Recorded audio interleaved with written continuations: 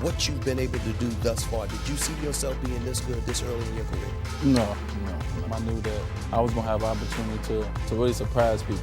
I always knew I could play this game, so I just needed to be in the right position. And that's where I'm at now. I'm in Miami, where I'm in a perfect position to just do what I've always done. Yes, sir. Our next guest, future Hall of Famer, NBA analyst, part owner of the Utah Jazz, and author of the new photographic memoir with more than 200 never-before-seen photos entitled Dwyane, which is on sale today. The one and only Dwyane Wade. Welcome to First Take. Dwyane, thank you so much for being with us. You know what? I just want to say thank you for dressing, the way that I would dress, Molly. I appreciate you because Stephen A. came with a suit that he had in the closet already. So I appreciate you coming with the flyness. Thank you. Dwyane, he's been talking a lot of trash about the wardrobe, and I try to tell him there's levels that you can pull off that the rest of us just can't, and we need to respect. Oh, you can sit up there and kiss up all you want to. This brother rolled up into a press conference years ago with pink pants on, okay? It's called couture, and there's facts. Wait, hold on. I got to say one other thing, Wade, and then we want to hear from you. How cute, young Stephen A. I never saw that. Oh, Lord.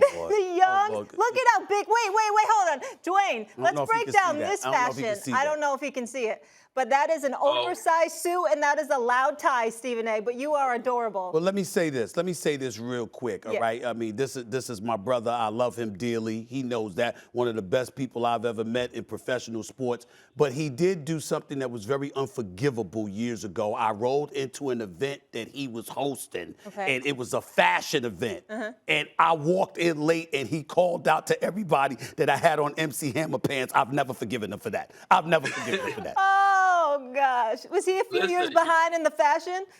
He has so much material, and it was like that we can make rugs, we can make blankets, we can make shower curtains out of all this material. Like let's shed a little bit. That's all I was asking for, brother. Stephen A., you need a tailor. Let's go to his memoir. Let's go to his memoir. Okay. Let's go. All right. Yeah, Dwyane, let's talk about it. What are we going to learn from this memoir that we didn't already know about you? Because I love that there's over 200 photos we haven't seen.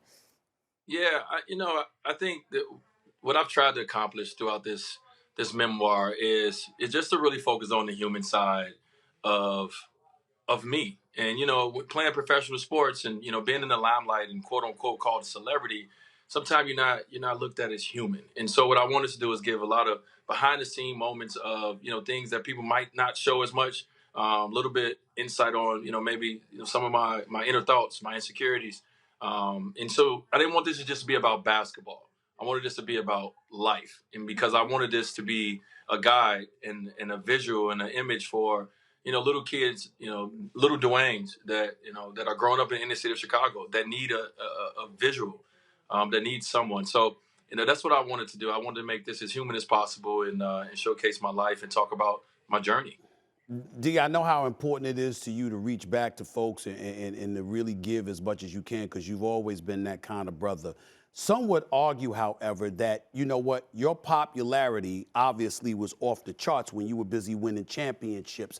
And it's like, why didn't you say it then instead of now? How do you answer that question when you're divulging a little bit more of yourself now as opposed to when you were playing and obviously you were winning championships because that was at the height of your popularity, one would argue?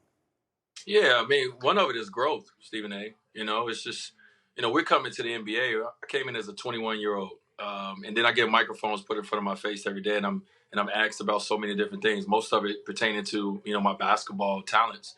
And so now, in my life now, my life is not, microphones is not talking about basketball. We're talking about my children. We're talking about my community. We're talking about other things.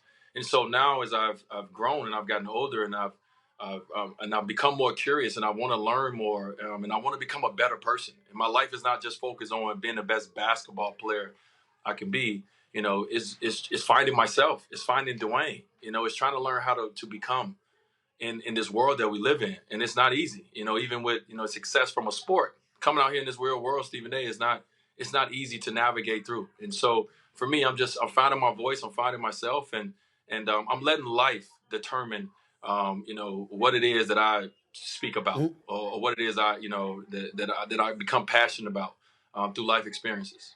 D-Wade, what have you found out about yourself now that you didn't know 3 years ago, 5 years ago, 10 years ago?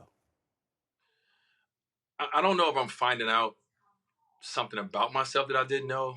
I'm taking what I've learned through sport, and I'm just applying it. I know how to apply, what I need to in this life. And it's like, if I become successful in something that is a small percentage of the world have the opportunity to ever experience and ever be a part of, and I become one of the greatest at that, then I can take those same principles of, how to work as a team, how to sacrifice, how to play a role, how to lead, how to follow. I can take all these things into this life and try to apply those and try to, still be as successful as I was as a basketball player, because I know what it takes to win. I've done it at the highest level that's possible. Dwyane, I think that's beautiful because obviously sports is a microcosm of life, but I think to have the humility, the awareness, and to be introspective, to not only want to become the best version of yourself in all areas, but to become a better human being. Truly is a really beautiful sentiment. I appreciate you sharing that and your vulnerability through this book as well. But, sir, we need to talk some hoops. You have obvious connections to both Miami and Chicago. Please tell me, which team is the bigger threat in the East, the Heat or the Bulls? Well, you got to say the Heat right now. And, obviously the Chicago Bulls, let's give DeMar DeRozan, let's give Zobal, let's give, those guys all the credit they deserve. Zach LaVine, I've been screaming his names. Everybody, I've been screaming his name. Yes. Let's give that all-star some credit for what they're building.